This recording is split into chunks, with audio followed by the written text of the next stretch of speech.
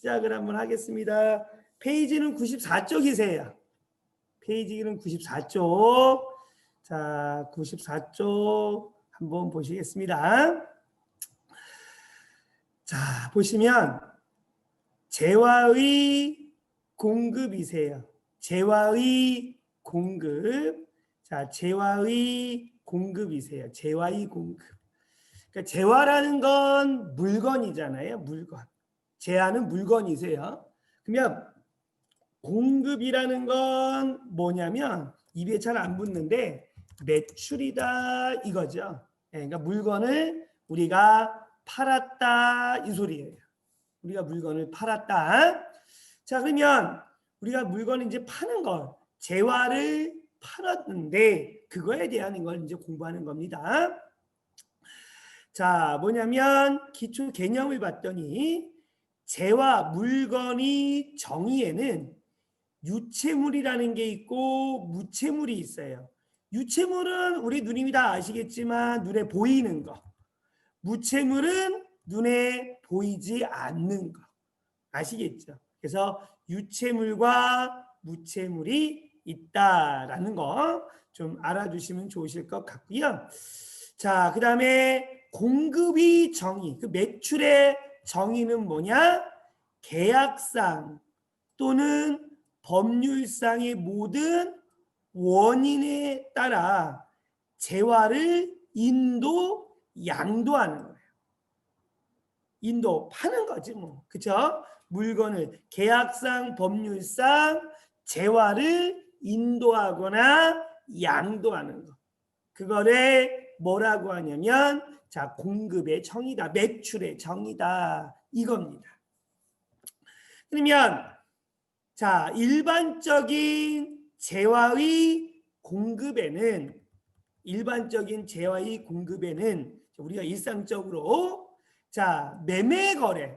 우리가 이제 제일 기본적으로 하는 게 현금 판매, 외상 판매, 할부 판매, 장기 할부 판매, 조건부 및 기한부 판매 이런 것들.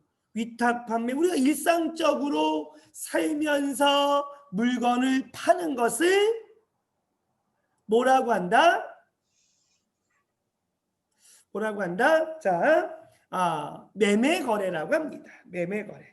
94쪽이세요. 자, 부가가치세 94쪽 매매 거래. 자, 그 다음에 가공 거래라는 게 있습니다. 가공 거래가 있습니다. 자, 가공 거래는 뭐냐면 요게 시험 잘 나오세요. 자기가 주요 자재의 전부 또는 일부를 내가 부담하고 상대방으로부터 인도받은 재화를 상대방한테 이제 원부자재 같은 건 이제 받아서 가공하여 새로운 재화를 만드는 것. 그러니까 어떤 게 있냐면 우리 그 음료수 같은 거 한번 유심히 한번 보시면요, 눈이 그냥 제 생각에 이건 깔끔한 그냥 제 편안한 생각. 거기 보시면 판매원은 무슨 예로 롯데칠성 이렇게 돼 있고 제조원은 무슨 뭐 단양식품 이렇게 돼 있단 말이지. 음료수 하나 만드는데 그러니까 이제 뭔 얘기냐면 쉽게 롯데칠성에서 물건을 만들어야 되는데 생산 라인도 없고 단양의 마늘에 대한 뭐 이렇게 음료가 이제 정평이 나 있는 건 이제 단양식품이라고 한다면 어떻게 하는 거세요? 롯데칠성에서 우리 단양 음료한테 뭡니까? 야, 우리가 이러한 게 있는데 너 이거에다가 니네 기술 좀 접목해서 좀 만들어서 우리한테 좀 공급하면 안 되겠니? 이런 것들. 그러니까 자기가 주요 자재의 전부 또는 일부를 부담하고 상대방으로부터 인도받은 재화를 롯데칠성한테 물건을 원부자재 같은 걸 받은 거를 우리가 새로 만들어서 걔한테 파는 거죠. 뭔 말인지 아시겠죠? 그래서 대개 이제 어디가 있냐 옷가게 같은 경우도 많잖아요. 옷가게 뭐 브랜드가 있는데 걔네들이 브랜드 회사가 옷을 만들진 않지 않습니까? 하청을 주죠. 디자인 주고 다 줍니다. 그러면 그 하청 회사는 또 자기네 원단을 가지고 만들어서 이제 그 뭡니까? 부탁한 애한테 물건을 보내주는 거죠. 그래서 이게 이제 가공계약인 것이에요. 가공계약. 그러니까 일부 자재를 좀 부담하고 그거 받아서 하는 거. 근데 여기서 이제 조심해야 될 게 뭐냐면 부업 아시죠? 누님들 부업. 부업은 또 많이 틀려져요. 부업은. 부업은 오로지 우리 보면은 뭐 있습니까? 인형 눈깔 이렇게 하는 거, 눈 다는 거. 그다음에 뭡니까? 목걸이 같은 거, 구슬 이렇게 넣는 거. 이런 거 다 부업이지 않습니까? 그런 건 다 어떠냐면 그쪽 회사에서 모든 걸 다 갖다 줘요. 모든 걸 다 갖다 주고 어떻게 하는 거세요? 그냥 우리는 내 힘으로 그냥 나의 능력으로 그냥 인형 눈을 달거나 아니면 그 구슬을 이렇게 그쵸? 체인에 이렇게 담거나 이런 거 하는 거죠. 그런 거는 또 재화가 아니세요. 그거는 용역이세요. 기술. 나의 능력을 팔아먹는 거고 이거는 가공. 새로운 제품을 만드는 거세요. 아시겠죠? 그거 좀 염두해 주시면 좋겠습니다. 그래서 가공계약 아주 잘 나와서요. 참 문제 잘 나옵니다. 자, 그 다음에 교환계약이세요. 교환거래. 재화의 인도 대가로서 다른 재화를 인도받거나 내가 물건 주고 돈을 받아야 되는데 물건으로 받는 경우 아니면 용역을 제공받은 교환계약에 따라 재화를 인도하거나 양도하는 경우 재화를 인도하는 경우 이게 이제 뭐가 되는 겁니까?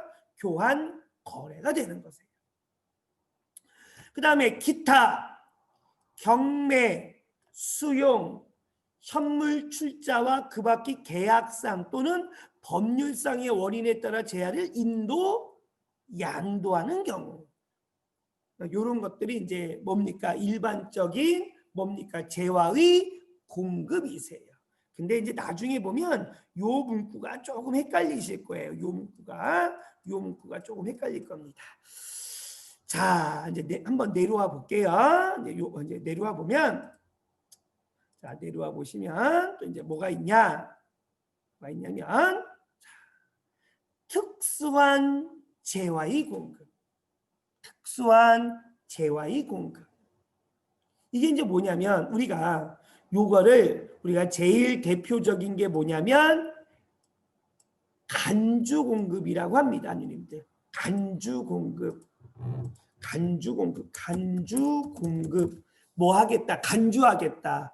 매출로 보겠다. 이거세요. 매출로 보겠다. 다시 말해서 뭔 얘기냐면 일반적으로는 매출이 아니지만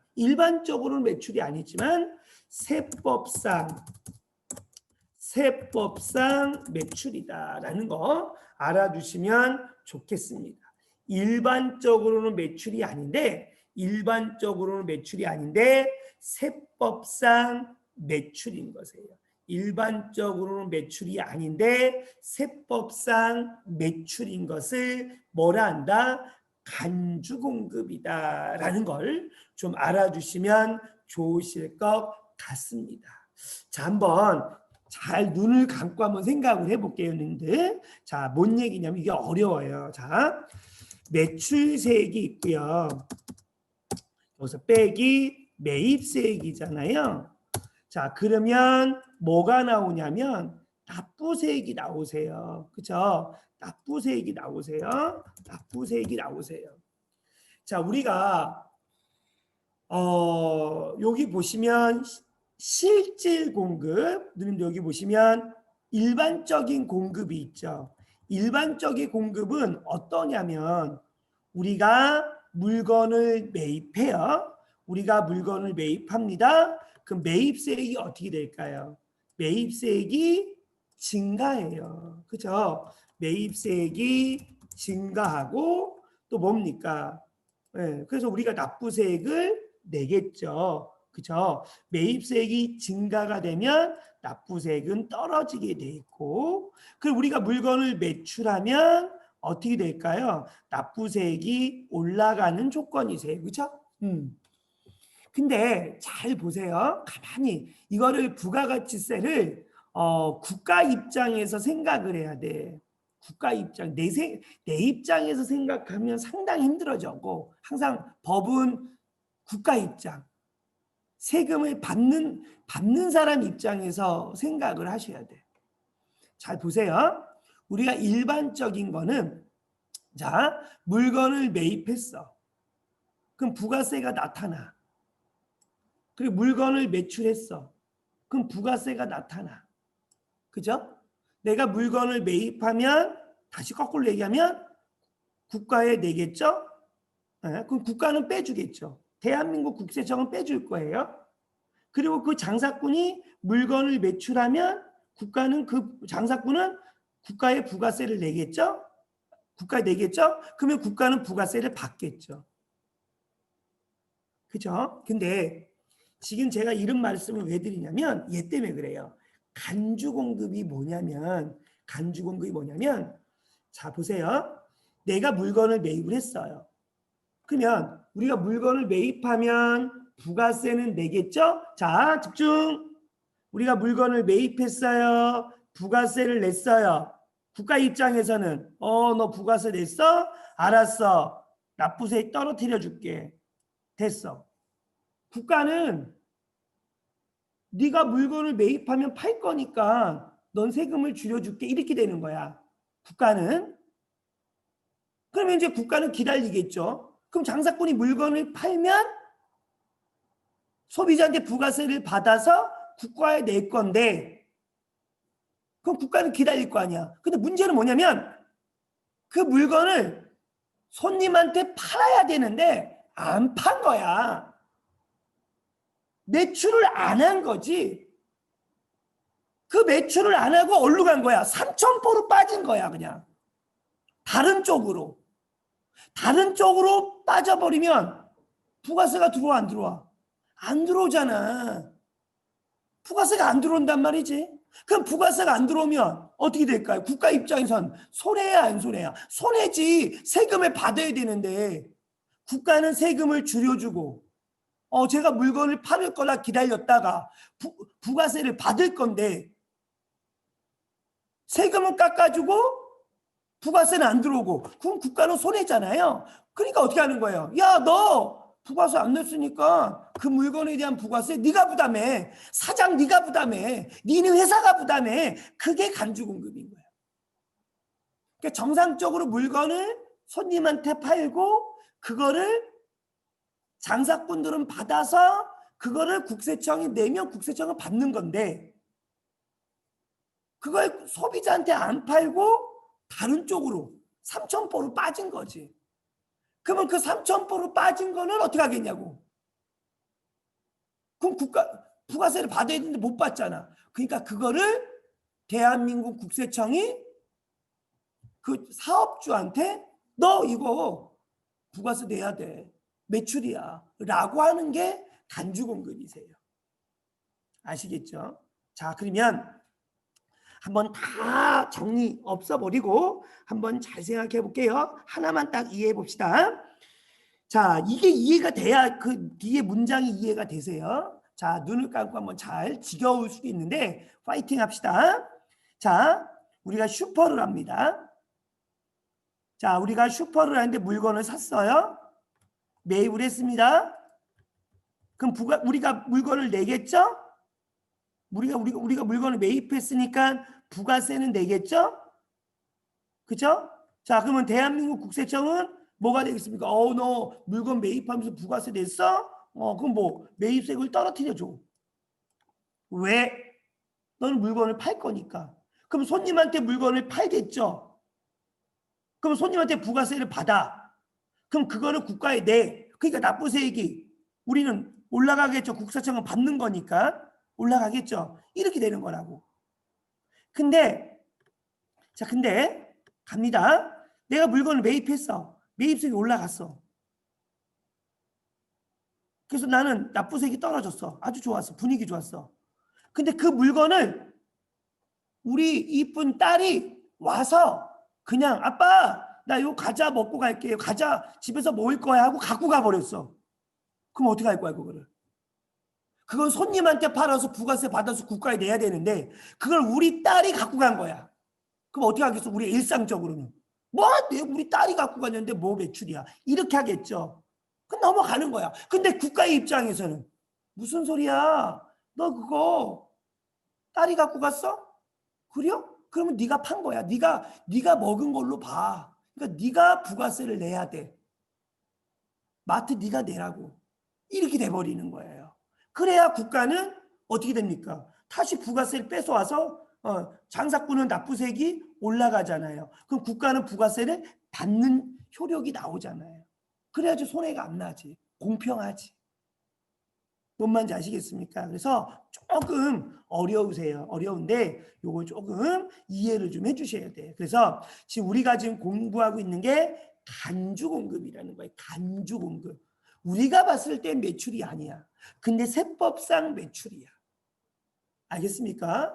자, 그러니까 내가 물건을 매입할 때 부가세를 냈어. 매입의 과세야. 그러면 물건을 매출할 때 부가세가 들어와야 되는데 부가세가 안 들어왔어. 그러면 그 부가세가 안 들어왔으면 그걸 다 누가 사장이 부담을 하는 것을 간주공급이다. 쉽게 말해서. 아시겠죠? 매출로 보겠다. 사장이 스스로 매출로 잡는 거예요.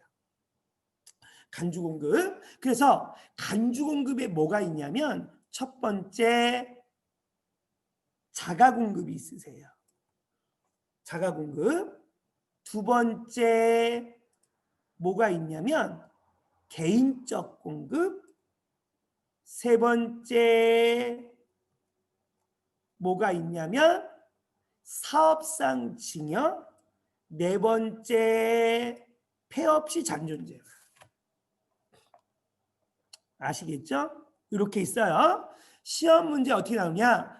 자가공급에 속하는 것은 간주공급에 속하는 것은 자가공급, 개인적 공급, 사업상 증여, 폐업시 잔존제와 이걸 배웠어. 근데 가만히 보니까 선생님 그럼 그거를 어떻게 알아요? 국가가? 모르지? 당연히 모르지. 어떻게 알아 그거를? 우리 딸이 과자를 갖고 간 걸 어떻게 알아? 모르지. 결론적으로 뭐야? 자진이지. 자진신고. 그리고 나중에 뭐 세무조사나 이런 거 왔을 때 그때 얻어 걸리는 거야. 법을 만들어 놔야 될 거 아니야. 그래서 이렇게 법을 만들어 놓은 거야. 한 번 걸리면 이제 끝장나는 거지. 일상적으로는 몰라요. 아시겠죠? 자, 그러면 쉬운 거부터 한번 해볼게요, 니는들. 제일 대표적인 게 뭐냐면 자, 폐업시 잔존재화예요. 너는들 폐업시 잔존재화는 뭘까요? 폐업할 때 남았던 물건이세요.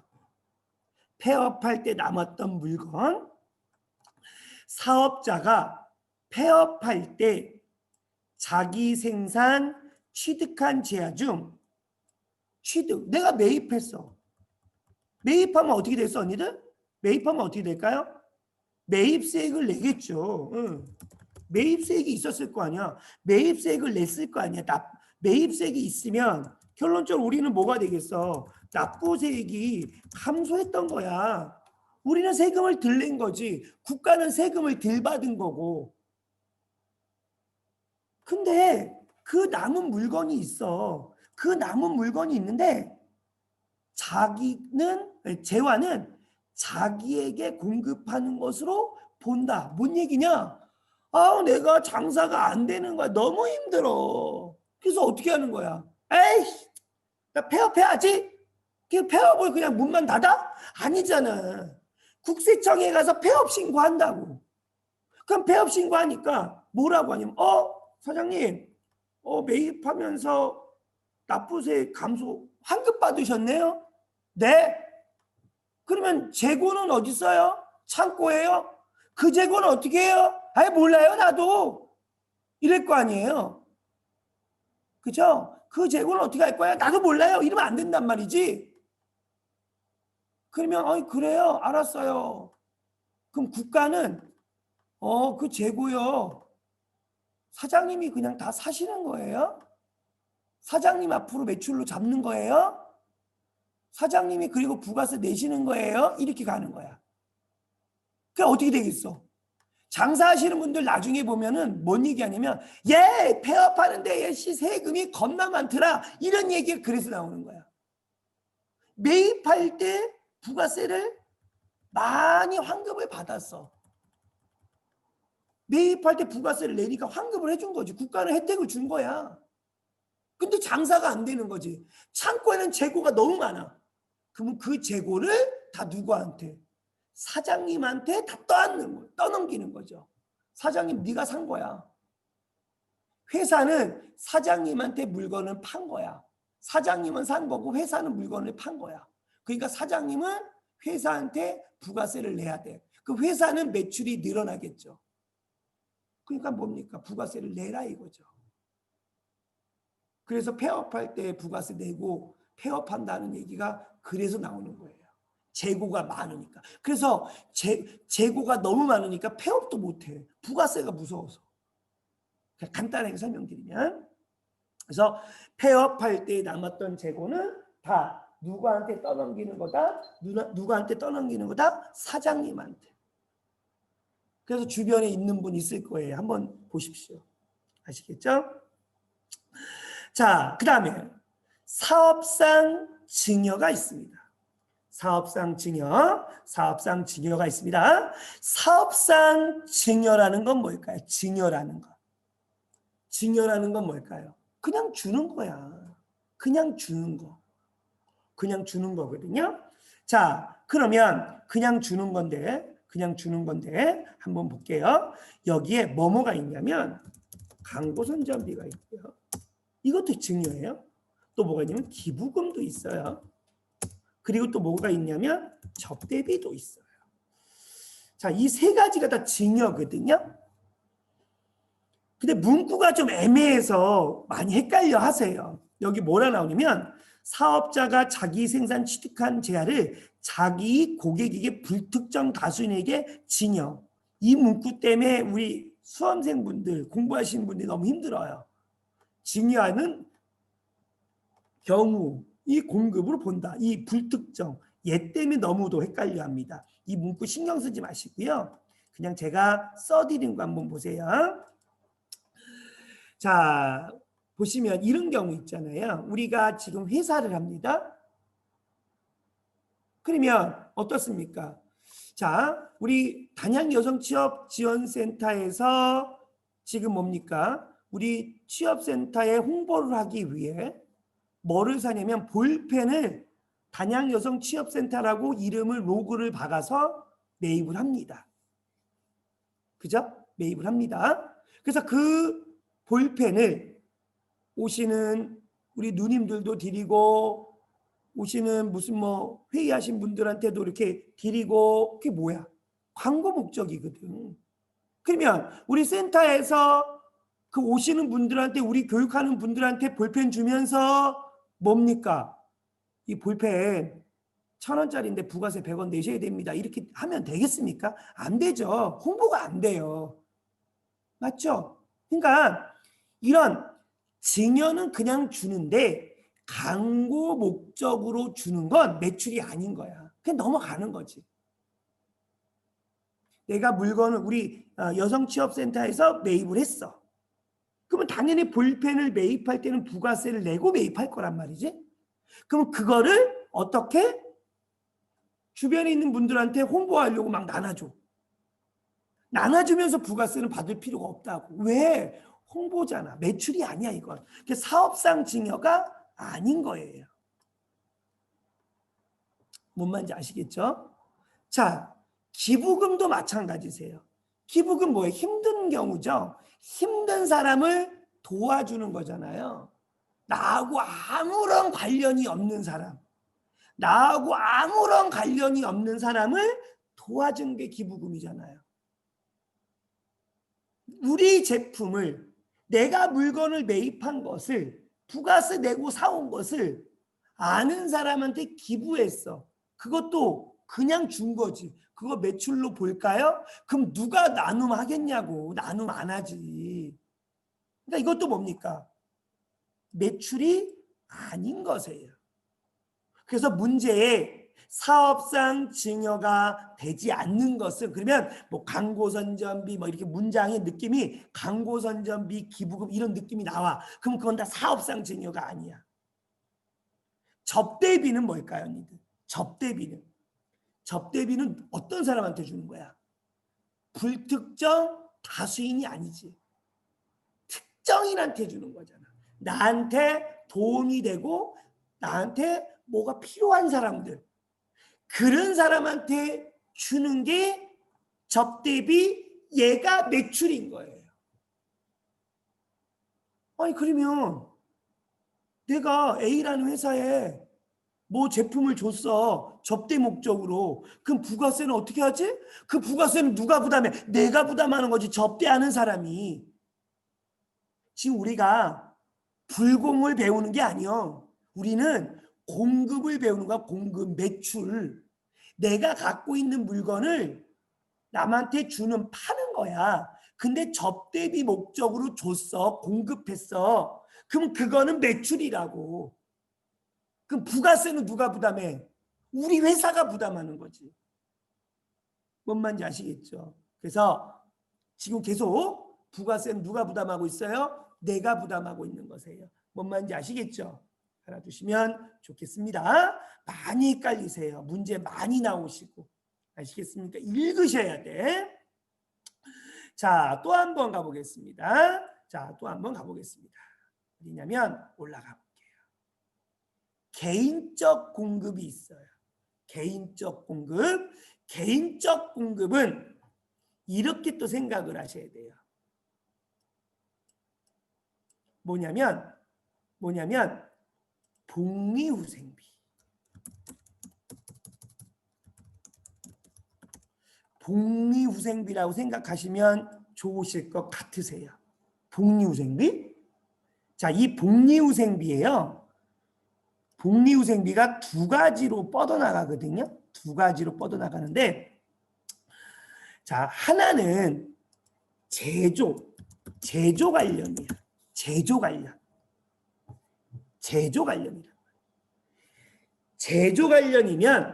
제조 관련이면 얘는 뭐가 되는 거냐면, 개인적 공급, 매출이, 공급은 매출이에서 매출.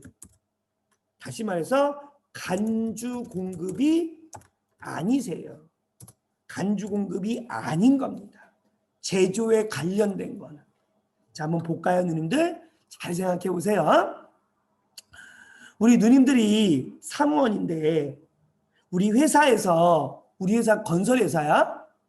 그럼 건설회사의 현장에 보시면 일용직 분들도 많으시잖아요. 그럼 그분들 안전을 보호하기 위해서 뭘 사요? 안전화도 사고, 안전복도 사고, 안전화도 사고, 장갑도 사고 다 사실 거 아니에요. 그럼 우리 언니들이 그걸 매입을 해요. 그럼 부가세 내겠죠? 우린 지금 공급을 배우고 있는 거야, 매출을. 근데 그 안전화, 안전보 이거 다 샀어. 그리고 그거를 뭡니까? 그 일용직 분들이나 건설 현장에서 일하시는 분들한테 제공을 해요. 근데 이제 일하시는 분이 사무실에 와서 누구누구 씨, 나 안전화 하나만 줘. 그러면 네, 다 이게 됐군요 하고 하나 드렸어. 그 안전화가 5만 원짜리야. 하나 드렸어. 얘로 드렸어. 그리고 그 현장에서 일하시는 분한테 저기 주인님 부가세 5천 원 주세요 이러면 그분이 뭐라 하겠습니까? 안 신어 이러겠죠. 안 신어 이럴 거 아니야. 그럼 안전에 위협이 받겠죠. 안전사고가 있겠죠. 그렇게 제조에 관련이 있는 것은 뭐다? 매출로 보지 말아라. 그냥 줘라. 다. 매출이 아닌 거야. 뭔 말인지 아시겠어요? 네. 그래서 그걸 알아야 되는 거야. 제조하고 관련이 있는 것은 개인적 공급이 아니다. 간주 공급이 아니다. 이해하시겠죠? 자, 근데 제조 관련이 아니야. 제조 관련이 아니야. 그러면 얘는 뭐가 되겠어? 얘는 뭐가 되겠어? 얘는 뭐가 될까요? 예, 개인적 공급, 즉 매출, 간주 공급이세요. 얘는 매출인 거세요.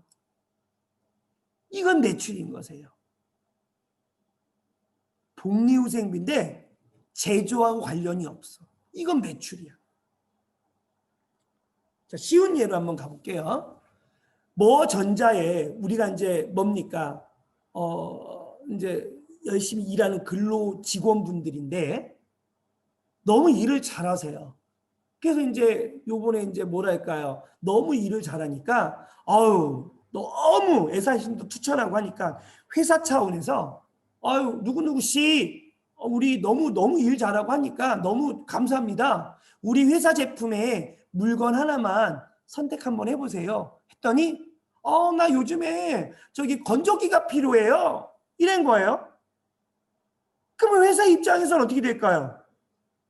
건조기를 줘야 될 거 아니야. 달라고 했으니까 한 130만 원짜리인데. 그러면 회사에서 물건을 매입받아서 부가세 냈겠죠. 그리고 그거를 우리 직원이 너무도 잘하니까 복리후생 목적으로 건조기를 직원한테 줬어. 근데 알고 봤더니 매출이래. 그럼 그걸 어떻게 하겠어? 직원한테 누구누구 씨 건조기 내가 줬는데 부가세가 있어. 그 부가세는 내야 되는데 이러면 되겠습니까? 안 되잖아. 기분이 좀 그렇죠. 그러니까 그 부가세를 어떻게 회사가 부담하는 거야. 그 건조기가 제조와 관련이 없잖아. 뭔 말인지 아시겠죠? 더 쉽게 얘기하면 우리 언니들 어떻습니까? 추석 명절 때 회사에서 선물 세트 주시잖아요. 참치 세트, 식용유 세트. 그거 제조와 관련이 있어요? 없잖아요. 그럼 그거 뭡니까? 그 부가세 누구한테? 직원한테 야 이거 식용유 2만 원짜리인데 부가세 2천 원 나한테 줘야 된다 이렇게 합니까? 안 하잖아. 다 누가 부담해? 회사가 부담하지. 그게 매출인 거예요. 근데 다만 그런 소액의 복리후생비 형태가 있는 것들은 소액의 금액, 연간 뭐 10만 원 이내의 금액들은 인정을 안 해요. 매출로 안 봐요. 근데 이제 조금 전에 제가 먼저 말씀드렸던 건조기 같은 것들은 금액이 크지 않습니까? 금액이 크기 때문에 그런 것들은 뭐다? 매출로 본다라는 거 알아두시면 좋겠습니다. 그래서 우리는 꼭 요것만 알고 계시면 돼. 제조 관련이냐, 제조 관련이 아니냐. 이해하시겠습니까? 놓치지 마십시오. 자, 또 한번 가보도록 하겠습니다. 이제 대망의 자가 공급이세요. 와우, 자가 공급. 자기가 쓴 거야, 쉽게. 자기가. 내 물건 내가 쓴 거야. 그럼 그거 뭐라고? 매출로 잡으라는 거죠. 자, 면세사업 전용이세요. 면세사업 전용. 볼게요. 자기 사업과 관련하여 생산 취득한 재화를 자기 면세 사업을 위하여 직접 사용 소비하는 것은 재화의 공급으로 본다 이겁니다.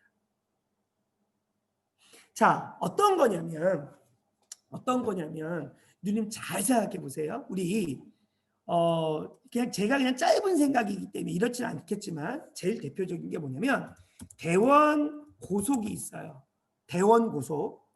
대원 고속 그룹인가 그럴 거예요. 대원 하여튼 고속이라고 할게요. 그러면 얘네가 사업체가 두 가지가 있거든요. 이렇게 편안해 보세요. 하나는 고속이 있고요. 하나는 고속이 있고요. 고속이 있고 하나는 시내버스가 있어요. 수도권에 가면 이렇게 돼 있거든요. 그러면 이 고속은 과세예요. 쉽게. 시내버스는 뭐냐면 면세거든요. 근데 시내버스는 면세예요. 얘는 면세입니다. 그러면 이제 어떤 결과냐면 고속버스는 어때요? 자, 이 상태예요. 이 상태. 그리고 이제 뭐냐면 이런 회사가 있고요. 또 하나의 회사는 어떤 회사냐면 이런 회사가 있어요. 그냥 순수 단양 그냥 시내버스 단양버스라는 데가 있다고 할게요. 그럼 이 단양버스는 뭘까요? 얘는 그냥 오로지 뭐가 될까요? 얘는 면세예요. 면세입니다. 얘는 면세예요. 자, 이게 왜 갑자기 이런 말이 나오지? 자, 한번 볼게요. 이 단양버스는요. 단양버스 회사는요. 잘 생각해 보세요. 버스가 필요하겠죠. 자동차 회사에. 그러면 우리가 버스가 필요하면 현대자동차에 가서 버스를 매입하겠죠. 그리고 부가세를 내겠죠. 그죠? 네. 근데 면세는요, 그 부가세 냈던 거를 돌려주진 않아요. 환급을 안 해주거든요. 어쨌든 내가 물건을 매입했어요. 부가세 냈어요. 단양버스는. 자, 여기 보세요. 여기도 대원고속도 시내버스가 있습니다. 똑같은 면세예요. 자, 이런 경우죠. 고속버스를 타고 다니다가 장거리를 뛰잖아요. 키로수가 많이 됐어. 버스가. 그럼 어떻게 되겠어? 위험하잖아. 그러니까 이걸 어떻게 하는 거야? 아우, 야, 넌 이제 너무 오래됐으니까, 연령이 오래됐으니까 넌 고속의 시장에서 나가야 돼. 그렇다고 그 버스를 버릴 수는 없잖아요. 그러니까 어느 쪽으로? 이쪽으로 보내는 거예요. 시내버스 사업부로. 그러면 누님 생각해보세요. 생각을 한번 해보세요. 우리가 간편적으로 보면 같은 회사에서 여기서 일로 보내버리면 되잖아. 아무 문제가 없어요. 그렇죠? 근데 문제는 뭐냐면 얘가 봤을 때는 좀 기분이 나빠. 단양버스 입장에서는. 왜? 자기는 버스를 살려면 현대자동차에 부가세 내면서 사는데 얘는 그냥 타다가 그냥 보내버리면 이 면세는 이 면세와 어떻게 될까요? 공평하지가 않잖아요. 얘는 부가세 하나도 안 내고 사니까. 그럼 공평과세가 안 되죠. 그러니까 어떻게 하는 거예요? 야, 너 이 고속버스 이거 있잖아. 이거 시내버스로 갔으니까 니네가 이 시내버스 사업부에 버스를 탄 거야. 그러니까 이 시내버스 사업부는 고속버스에 부가세를 내. 부가세를 내라 이렇게 되는 거예요. 그럼 얘는 물건이 매출이 되는 거고. 같은 회사인데 이렇게 물건을 사고 파는 이런 결론이 나오는 겁니다. 뭔 말인지 아시겠죠? 이게 그 얘기예요. 면세사업 전용. 아시겠죠? 그러니까 내가 갖고 있던 물품을 면세로 전용한 것도 매출이다. 그 다음 또 뭐가 있냐면 주유소 생각해 볼게요. 주유소 생각해 볼게요. 비영업용 소형 승용차와 그 유지 비용이세요. 우리 언니들 잘 생각해 볼게요. 우리 언니들 자동차에 기름 넣을 때마다 속상하시죠? 기름값이 떨어져서 기분은 좋지만 기름 넣을 때 부가세 내고 넣잖아요. 그죠? 근데 우리 누님들이 주유소 사장님이라 생각해 볼게요. 주유소 사장님? 그럼 누님들이 내 주유소에서 내가 기름 넣어.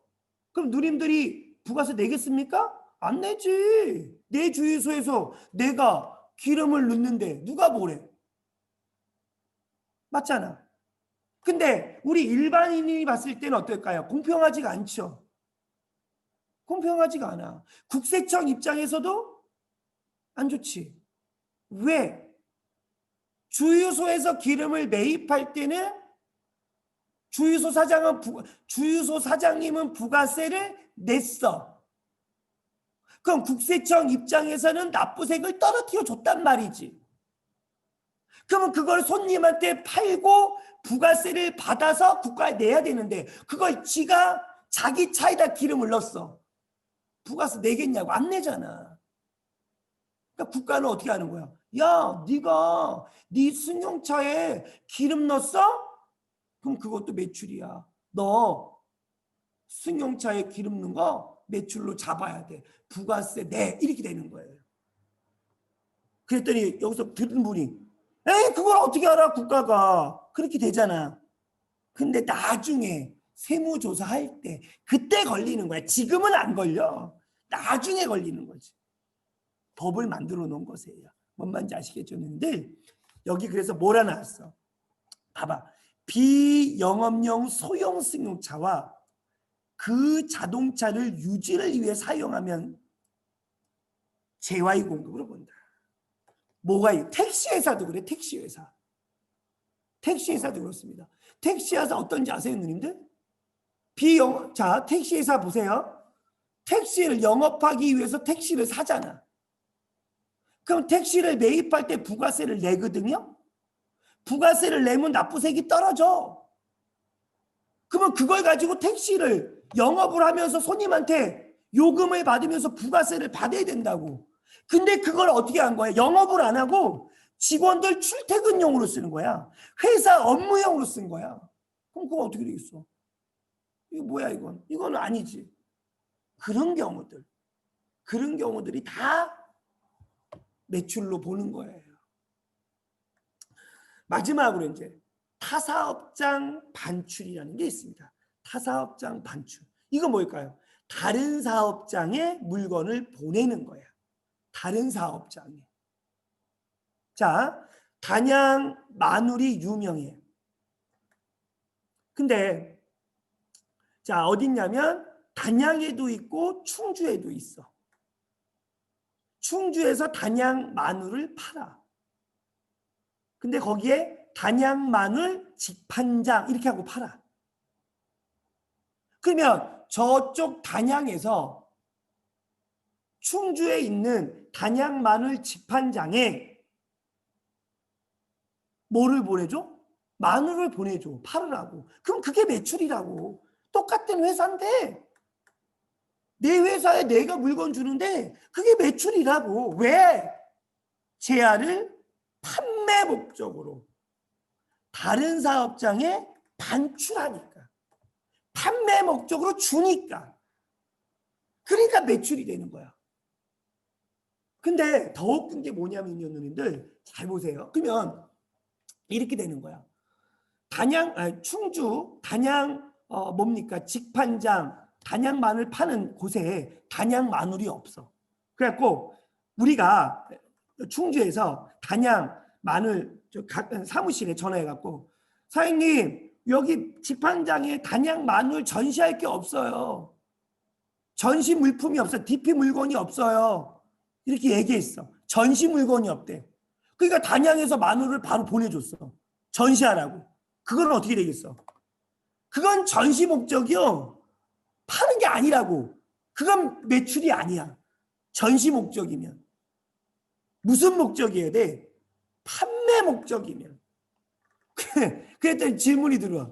선생님, 저는요, 싸게 살려고 전시 목적만 골라서 사는데요? 그런 경우는 종종 있죠. 네, 그래서 전시 목적이라고 하면은 문제에서는 타사업장 반출 매출이 아니지만 거의 실무상에서는 다 매출로 보시죠. 그죠? 네, 이렇게 돼 있습니다. 그래서 요거 좀 잘 봐주시면 좋겠습니다. 이렇게 또 설명을 안 드리면 뭔 말인지 뭘 읽어도 모르세요. 이렇게 설명드려도 헷갈리고 하니까 잘 듣고 반복해서 읽어주셔야 됩니다. 결론은 뭐냐면 결론은 내가 물건을 매입을 했어. 부가세 냈어. 그러면 부가세 매출을 하면 부가세가 들어와야 되잖아. 근데 부가세 매출세액이 안 들어온 거야. 왜? 물건이 3,000%로 빠졌으니까. 그 3,000%로 빠진 그 물건에 대한 부가세를 누가? 회사가 부담하는 거. 그게 간주 공급인 거예요. 그게 특수한 재화의 공급이다라는 거 말씀을 드리겠습니다. 아시겠죠? 그래서 뭐냐면 이 간주 공급은요, 누님들 자기가 스스로 신고하는 거예요. 알겠습니까? 국가가 몰라요. 왠지 아세요? 세금 계산서 발행이 안 돼요. 안 됩니다. 그 누락시켜도 상관없어요. 근데 나중에 걸린다. 그러니까 자기 자신이 스스로 신고하라 이 소리예요. 아시겠죠? 요거 간주 공급에서는 세금 계산서 발행이 안 된다라는 거 꼭 좀 알아두시면 좋겠습니다. 아시겠죠? 자, 그래서 여기 보시면 이제 설명을 드렸고 여기 주의사항 좀 잠깐만 볼게요. 주의사항을 보시면 자, 개인적 공급으로 보지 않는 거 제가 말씀드렸죠. 자기의 다른 사업장에 자, 뭐냐면 원료 자재. 포인트는 뭐냐면 원료 자재야. 원료 자재. 원료 자재. 내가 쓰는 거야. 원료 자재로. 원료 자재로 쓰는 것은 공급으로 보지 않겠다. 그다음 기술 개발. 기술 개발, 자기 사업의 기술 개발을 위하여 시험용으로 쓴 거, 수선한 거. 알겠습니까? 자, 여기 또 광고 선전을 위한 상품 진열, 다른 사업장에 반출하는 거, 이거 안 된다는 거지. 이해하시겠어요? 그래서 이런 것들 한 번씩 좀 읽어봐 주시면 좋으실 것 같습니다. 아시겠죠? 꼭 좀 읽어봐 주십시오. 자, 그러면 여기 한번 보시겠습니다, 누님들. 자, 재화의 공급으로 보지 않는 것이에요. 재화의 공급으로, 매출로 보지 않는 겁니다. 질권, 저당권 또는 양도 담보 목적으로, 담보 목적이야. 담보 목적으로 뭐가 되는 것이에요? 자, 부동산 및 부동산상의 권리를 제공하는 것. 담보 목적으로 주는 건 재화의 공급이 아니다. 두 번째, 사업에 관한 모든 권리와 의무를 포괄적으로 승계시키는 사업이 양도, 양수. 사업을, 회사를 사고 파는 거. 그래서 단 사업 양도에 대한 대리납부 제도에 따라 그 사업의 양수받은 자가 대가를 지급할 때에는 뭐 제한다 이렇게 나오는데 중요하지 않고 이거 사업에 관한 모든 권리와 의무를 승계시키는 사업의 양도는 재화의 공급이 아니다. 이거는 실효성이 없어. 실효성 자체가. 왜 그러냐면 누님 잠깐만 여기 볼게요. 제가 이게 판서가 조금 잘못돼서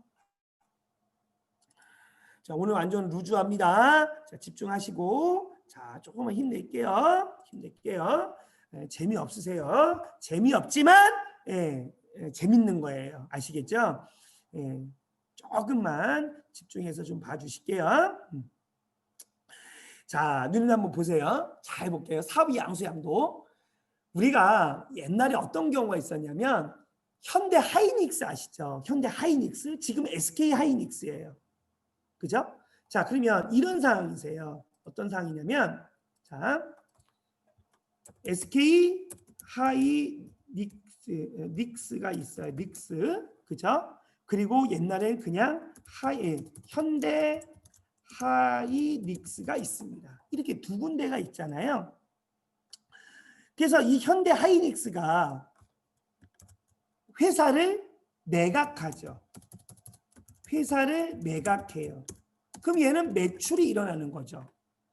그러면 현대 하이닉스 입장에서는 어떤 상황이 나올까요? 현대 하이닉스 입장에서는 어떤 상황이 나오냐면 자, 한번 보도록 하겠습니다. 어떤 상황이 일어나냐면 얘는 매출세액이 일어나요. 맞잖아. 이 현대 하이닉스는 SK한테 파는 거니까. 이게 10원이라고 생각해. 100억이라 생각할게요. 100억. 그죠? 그러면 여기서 빼기를 매입세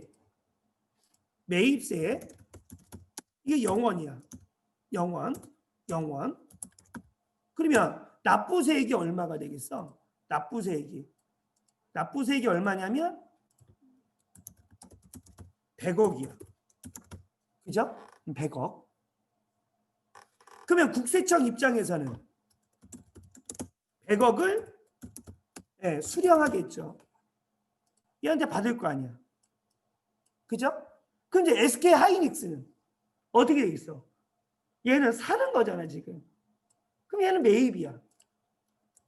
매입세액이 100억이야. 그죠? 100억. 그럼 매출세액은?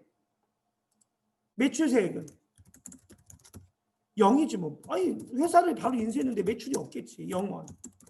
그럼 얘는 어떤 상황일까요, 누님들? 얘는 뭐냐면 납부세액이 마이너스 100억이야. 100억. 그럼 얘는 뭐냐면 환급을 받아. 환급을. 누구한테? 국세청한테 환급을 받아. 그럼 가만히 보면 국세청은 어떻게 되겠어? 남는 게 없는겨. 왜? 받았다가 주는 거야, 그냥. 맞잖아요. 뭐 아무런 소득이 없어. 그리고 이렇게 회사를 서로 양수양도하면 이 100억이라는 돈이 얼마나 필요하겠어. 그거를 갖고 있다가 뭐 나중에 주고 이러면 되겠습니까? 안 되잖아. 국가도 귀찮고. 그래서 회사를 완전히 사고 팔 때는 뭐다? 재화의 공급이 아니다 이거예요. 뭔 말인지 아시겠죠? 자, 그래서 뭡니까? 재화의 공급으로 보지 않는다 이겁니다. 그 다음 조세물납. 조세물납은 뭐가 될까요, 언니들? 조세물납은 세금을 물건으로 내는 거. 세금을 물건으로 내는 거. 과세하지 않겠다. 조세물납. 그래서 시험 문제에 재화의 공급으로 보지 않는 것. 이런 것들이 상당히 문제에 많이 나옵니다. 뭔 말인지 아시겠죠? 놓치지 않도록 부탁을 드리겠습니다. 반복해서 읽으셔야 돼요. 다음 문제 가보겠습니다. 자, 용역의 공급이세요. 용역이 공급. 아까는 뭐였어? 재화였잖아. 요번에는 용역, 기술 서비스를 파는 거죠. 자, 누님, 제가 지금 우리 누님들한테 뭡니까?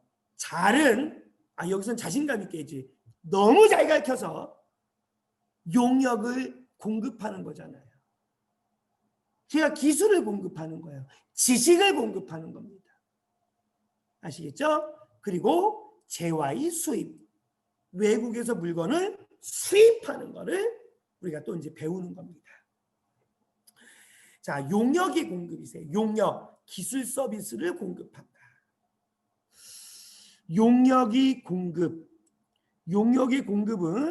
계약상 또는 법률상의 모든 원인에 따라 역물을 제공하거나 시설물, 권리 등이 재화를 사용하게 하는 것을 말한다. 여기서 언니 내가 좋아하는 단어는 뭐냐면 좋아하는 단어가 뭐냐면 권리. 요 단어가 좋아해요. 권리. 자, 권리를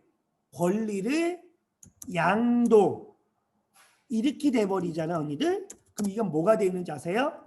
재화의 공급이세요.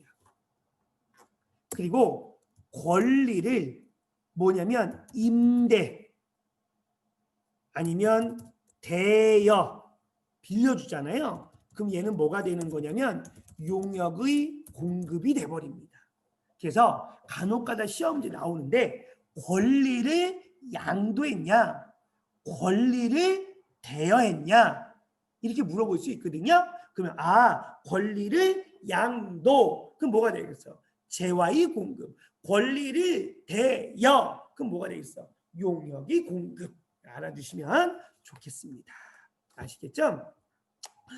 자, 용역, 영무라는 건 힘든 일을 제공하는 거죠. 두 번째, 용역이 간주 공급. 이거 뭐야? 재화의 간주 공급. 뭐야? 매출로 보겠다 이거죠. 우리가 일상적으로 봤을 때 매출로 보겠다. 용역도 매출로 보겠다 이거야.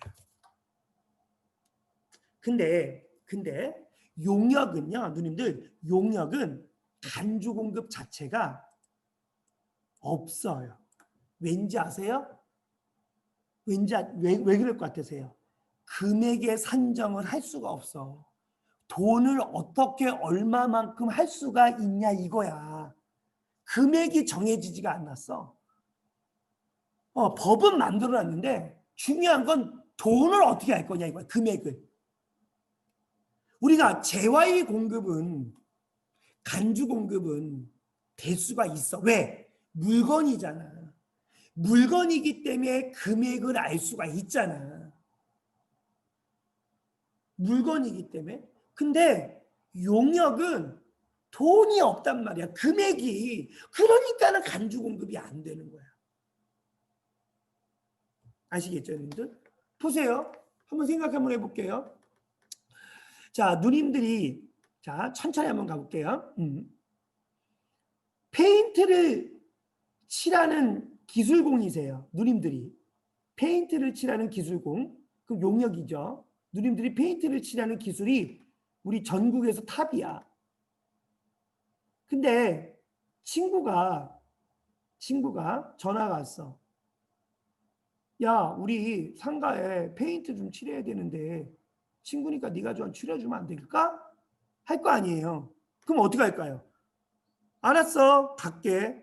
그러면 페인트라도 우리한테 네가 사갖고 와서 페인트라도 좀 사갖고 와서 좀 칠해줘 이러면 얼마나 좋아. 그럼 페인트 가격에 조금 마진 붙여서 이렇게 먹으면 되잖아. 근데 그 친구가 더 무서워. 벌써 페인트는 다 사다 놨어. 이럴 때는 어떻게 해야 될까요? 에이, 떼게 이래야 되는데, 그렇죠? 아주 그냥 아주 짜증나죠, 그렇죠? 그래서 어떻게 합니까? 친구인데. 그래서 열심히 페인트를 칠해줬어요. 열심히 페인트를 칠해줬습니다. 그러면 친구가 얼마냐 이렇게 물어보면 그냥 평상시대로 얘기할게요. 그러면 우리가 뭐라 합니까? 우린 또 진정한 친구잖아. 내비둬. 에이 뭐 그런 걸 가지고 내비둬 합니다. 돈을 안 받아. 그럼 그 친구가 어떻게 합니까? 그냥 보내진 않죠. 그냥 보낼 수도 있지만 아유 그러면 점심이라도 먹어 하고 칼국수를 사줬습니다. 그럼 그 칼국수 먹은 거 가격이 5,000원이야 한 그릇에? 그럼 그 용역이 5,000원이야? 아니지. 그렇죠?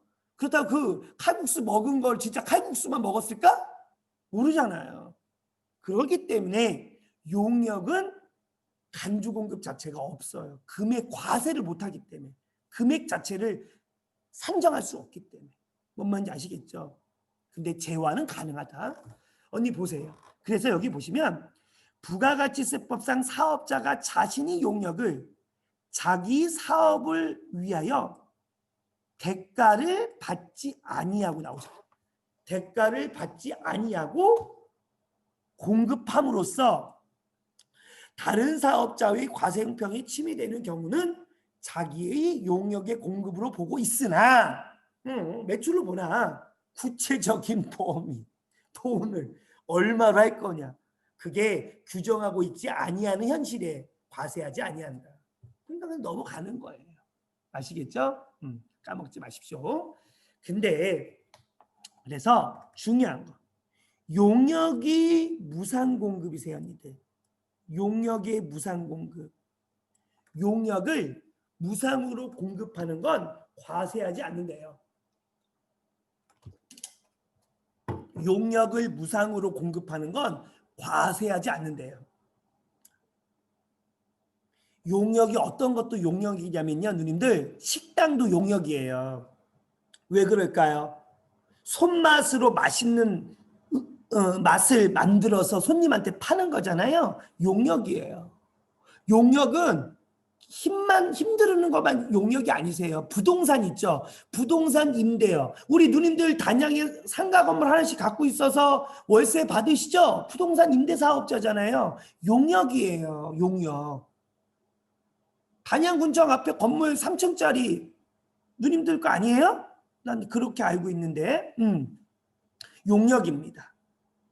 자, 일반적으로 사업자가 대가를 받지 아니하고 타인에게 용역을 공급하는 것은 용역의 공급으로 보지 않는 거야. 대가를 안 받고 용역을 공급하는 건 용역의 공급이 아니야. 잘 생각해봐. 우리 누님들이 음식을 해. 식당을 하셔. 그리고 제가 신선생이 단양에 갔어. 아 누님 개업해갖고 아우 축하드려요. 저 해물찜 사업하시니까 가서 또 딱 꽃도 드리고 또 뭡니까 이렇게 갔습니다. 그래서 우리 누님들이 뭡니까 신선생 멀리 왔네 하고 해물찜을 딱 이제 주문했어 제가. 그리고 이제 나 먹었어. 결제를 하려고 하는데 우리 누님들께서 뭡니까 인심이 푸짐해. 그냥 가 너 이렇게 합니다. 내가 너 밥 한 끼 못 사주겠니? 그냥 가. 그건 매출이 아니야. 우리 누님들이 음식을 만들어서 아는 분한테 그냥 줬어. 그건 매출이 아니야. 아시겠죠? 대가를 받지 않고 공급하는 건 뭐다? 용역의 공급이 아니다. 근데 예외가 하나 있어. 예외가 있어. 뭐냐면 뭐든지 어디들 가보면 부동산이 문제야. 부동산이 임대 용역은 무상으로 공급하는 경우도 용역의 공급이야. 아니 누님 생각 한번 해보세요. 단양군청 앞에 그 좋은 건물의 1층을 월세를 안 받고 빌려줘? 그 말이 돼? 말이 안 되지. 그 누구 월세 안 받고 누굴 빌려주겠어 그러면? 자식이나 친인척이나 뭐 이런 사람 빌려줄 거 아니야. 그쵸? 그거는 인정 안 하겠다. 그래서 특수관계인에게 부동산을 빌려주는 거는 돈을 안 받아도 뭡니까? 매출로 봐요. 그럼 여기서 질문이 들어와. 선생님, 네. 어떻게 그래? 그러면은 돈을 안 받으면 시세를 모르는데 가격을 어떻게 할 거야? 옆에 집 있잖아. 옆에 집 시세 보고 때려버리면 돼. 옆에 집 월세 보고 월세 한 300대니까 여기도 300해? 이렇게 가는 거야. 그래서 특수관계인에게 사업용 부동산의 임대 용역을 무상으로 공급하는 경우는 용역의 공급으로 본다 이것이에요. 뭔 말인지 아시겠죠? 놓치시면 안 되세요. 그러니까 용역은 영무야. 힘으로 주는 거예요. 간주 공급은 없다. 용역은 무상 제공이면 공급이 아니다. 다만 부동산만 제외다. 자, 여기 나오죠? 여러분들 보세요. 자, 아까 제가 설명했던 내용들이 나옵니다. 제가 이렇게 집중하는 건 뭘까요? 네, 시험에 아주 징글징글해. 보겠습니다. 건설업인 경우 건설업자가 건설업인 경우 건설업자가 건설자재의 전부 또는 일부를 부담하는 거. 언니 그냥 건설업이 나오면 묻지도 따지지도 말고 뭐가 된다? 용역이 공급이다. 건설업자가 제공하는 건 용역의 공급이다. 또 한 가지 봐. 이 친구하고 이 친구하고 한번 볼게. 이 친구하고 이 친구 한번 볼게요, 님들. 자, 이 친구와 이 친구 한번 볼까요? 자기가 주요 자재를 전혀 부담하지 아니하고 상대방으로부터 인도받은 재화를 단순히 가공만. 제가 뭐랬어? 부업이지, 부업. 이거는 용역의 공급이야. 근데 자기 주요 자재의 전부 또는 일부를 부담하고 상대방으로부터 인도받은 재화를 가공하여 새로운 재화를 만드는 가공계약인 경우는 뭐야? 재화의 공급. 차이가 있죠. 자기의 주요 자재를 전혀 부담하지 않았을 때는 용역의 공급이고 자기가 주요 자재를 일부 부담해서 새로 만드는 건 용역의 공급이고. 아까 말씀드렸죠, 누님들? 뭐였습니까? 자, 산업재산권, 이게 권리야. 무형자산, 대여는 용역의 공급. 무형자산, 권리를 양도하는 건 용역의 공급. 이해하시겠어요? 네, 이렇게 알아두시면 나 이제 알아. 재화와 용역의 공급. 정말 알 수 있어. 유후! 알겠죠?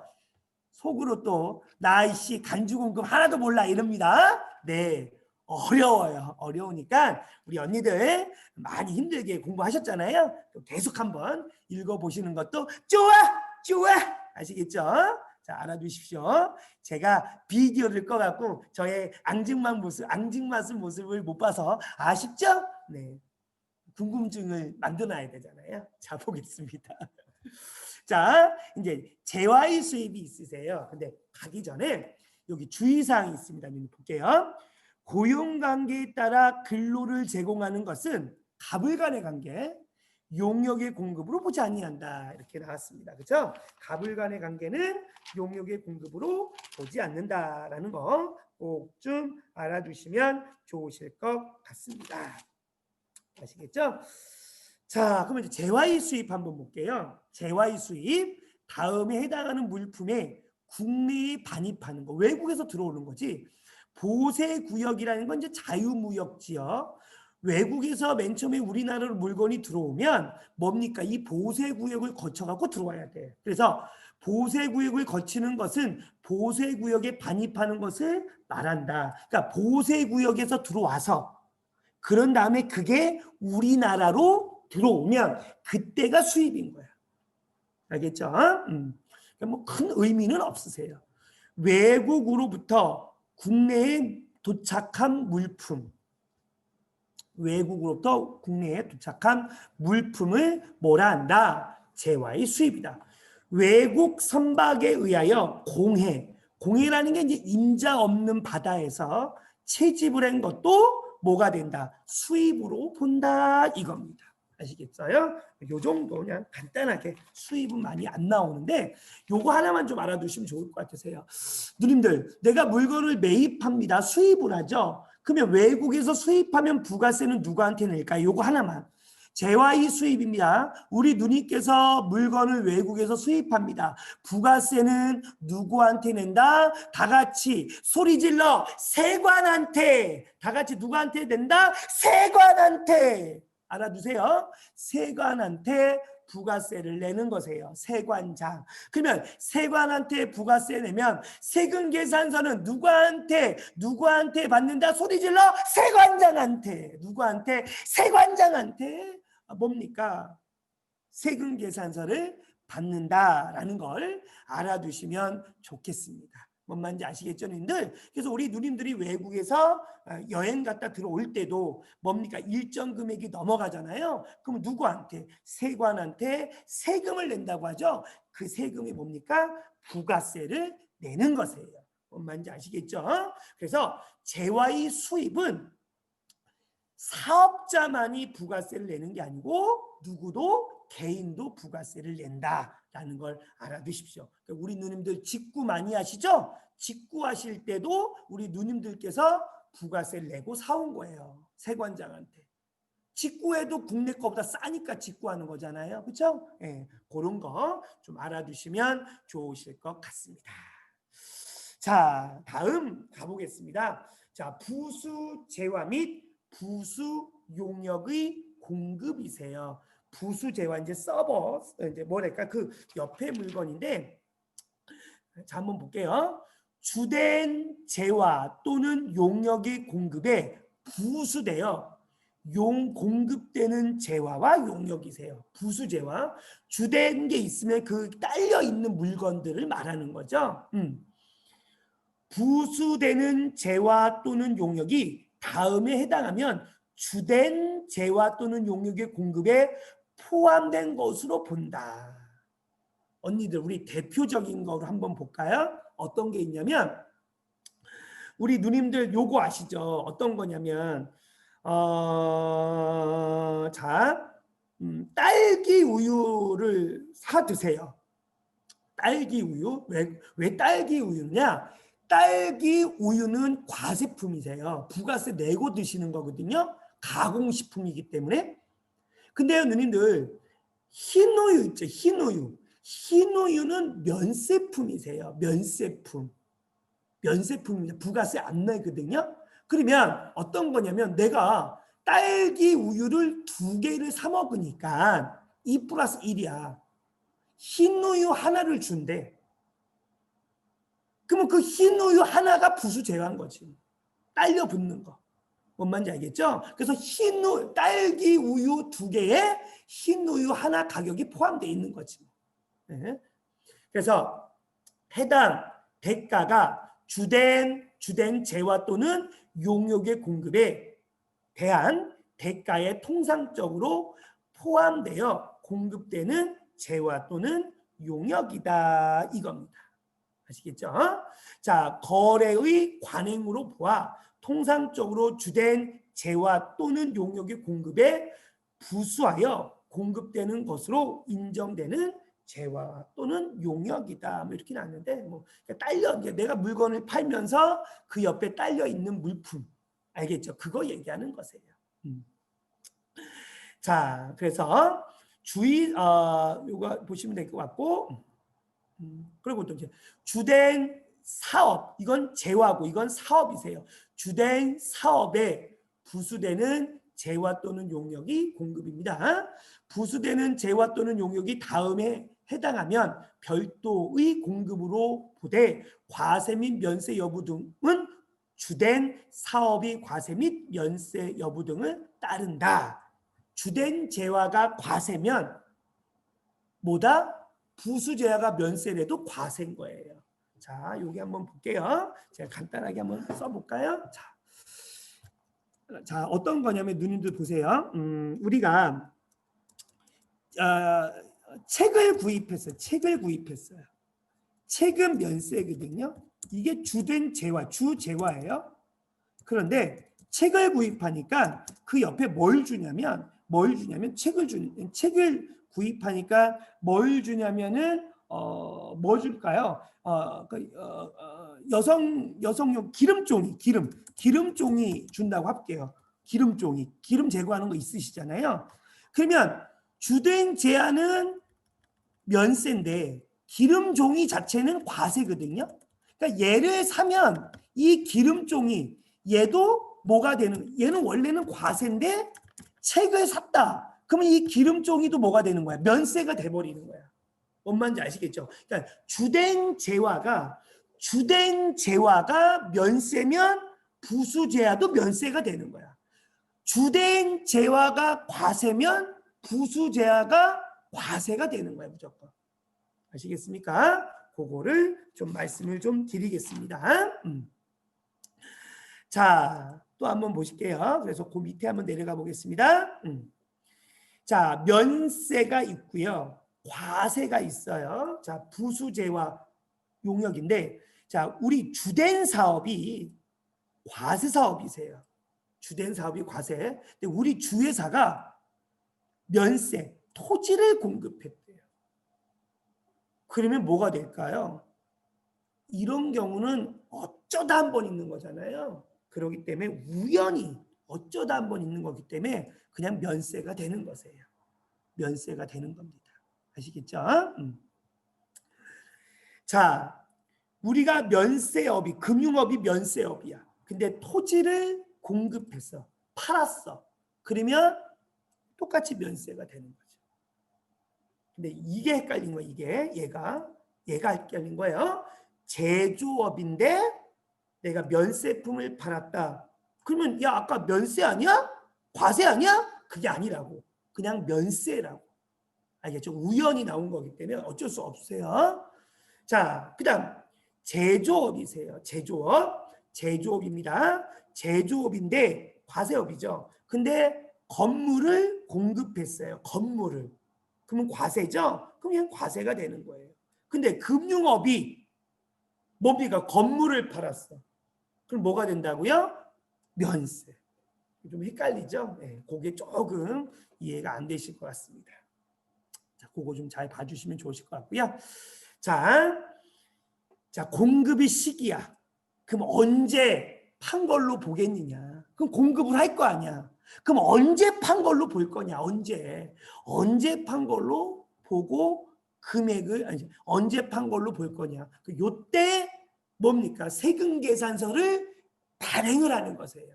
요때 세금 계산서를 발행을 하는 거다라는 거 좀 알아두시면 좋으실 것 같습니다.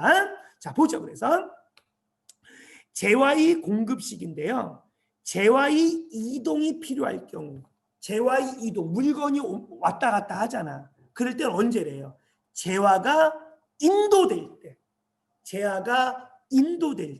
그때가 공급 시기, 판매 시기가 된다 이거예요.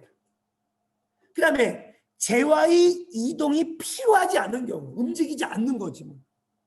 그럴 때는 뭐가 된대요? 재화가 이용 가능할 때, 사용할 수 있을 때, 1번도 아니고 2번도 아닐 때는, 공급이 확정될 때. 되게 그래서 재화의 이동이라는 거는 이제 물건을 말하는 거고, 재화의 이동이 필요하지 아니한 경우는 되게 부동산을 얘기합니다. 부동산. 그 이외의 것은 이제 공급과 매출이 확정될 때, 이때 공급 시기고 이때 세금 계산서가 발행이 된다라는 거 알아두시면 좋겠습니다. 요거만 있으면 좋은데요. 이제 여기 보세요. 이제 힘든 게 얘야. 여기 봐. 엄청 많어. 거래 형태에 따른 재화의 공급 시기. 와, 이걸 다 해야 돼. 우린 할 수 있어. 근데 상식을 갖고 하시면 되세요. 아시겠죠? 너무 어렵게 생각하지 마시고. 자, 볼게요. 자, 중간에 끊을 수는 없으세요. 그래서 제가 여기까지는 다 할게요. 조금만 집중할게요, 언니들. 알겠죠? 자, 우리 집중하실 수 있으시죠? 자, 다 같이 박수 한번 시작! 짱짱짱! 자, 박수 한번 쳤습니다. 그렇죠?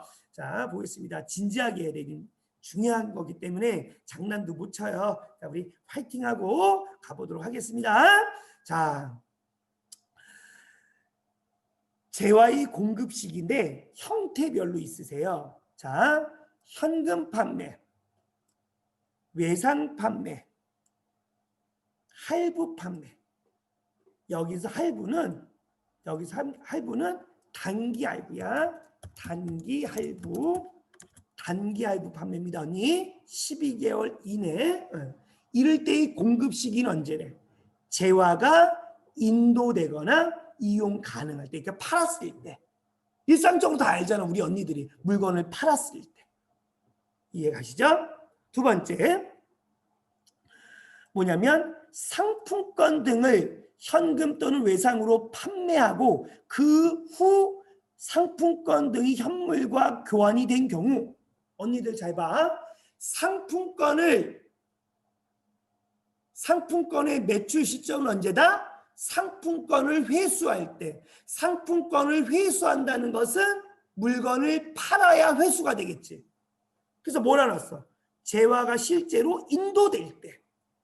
재화가 인도될 때가 공급 시기다. 아시겠죠? 재화가 인도될 때가 공급 시기다. 뭐가? 상품권.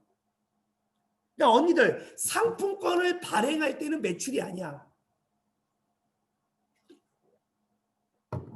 상품권을 발행할 때는 매출이 아니세요. 상품권을 회수할 때가 매출인 거야. 그래서 우리 언니들 상품권 구입할 때 카드로 못 사잖아. 다 현금으로 사잖아. 카드로 못 사. 신용카드로. 법인만 신용카드로 살 수 있어. 개인은 못 사요. 세 번째, 재화의 공급으로, 언니 봐봐. 오늘 배웠던 가공인 경우. 가공. 만들어달라고 부탁했어. 그래서 우리가 가공을 해서 어떻게 하겠어? 보내주겠지. 가공된 재화를 인도할 때. 만들었어. 그 만들었던 것을 어떻게 인도할 때, 줄 때. 반환 조건부. 우리 언니들 많이 보셨죠? 홈쇼핑 보세요. 드셔보세요. 입맛 없으시면 반품하세요. 뜰은 채로 반품하세요. 다 받아들입니다. 그거. 반품 조건부 조건이 완성이 돼야 돼. 자, 동의 조건, 그 밖이 조건부 판매 및 기한부 판매. 그 조건이 성취되거나 기한이 지나 판매가 확정될 때 조건이 만족이 됐다. 그건 매출인 거지 뭐. 만족이 안 되면 매출이 아닌 거지. 그럼 만족이 된 건 되게 뭐가 있어 이제. 만족이 된 건 되게 구매 결정해주면 만족이 된 거죠. 구매 결정이 되면 되게 만족이 되잖아. 우리 언니들 어떻습니까? 자 보세요. 옥션 지마켓 같은 데 물건 사시죠.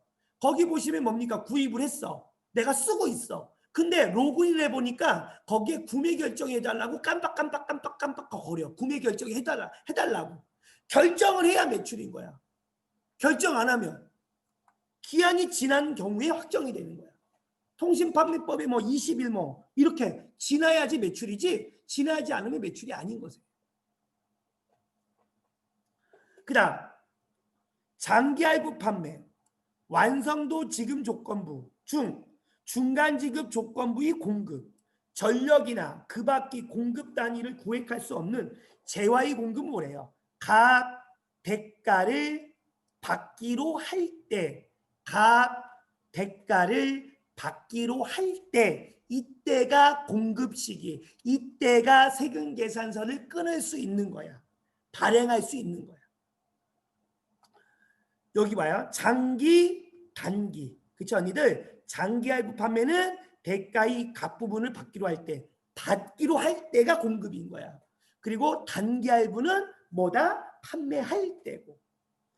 자, 여기 잠깐만 보시면 어떤 거냐면 여기 한번 보실게요 언니들. 주의사항. 장기 할부 판매는 다음의 요건을 충족해야 된다. 2회 이상 분할해야 되고, 그쵸? 1년 이상. 당연한 거지 뭐. 자, 중간 지급 조건부 재화의 공급은 다음 요건이 충족해야 된다. 언니 요건 뭐냐면 건설회사 생각하면 돼. 건설회사. 우리 언니들 아파트 계약하시죠? 아파트 계약 같은 거 한번 생각해 볼까요? 신축 아파트. 맨 처음에 어떻게 합니까? 당첨이 됐어. 그럼 맨 처음에 뭐 하겠어? 계약금 치르잖아. 그리고 1차 중도금, 2차 중도금, 3차 중도금, 마지막 잔금 이렇게 주지. 여기 봐봐.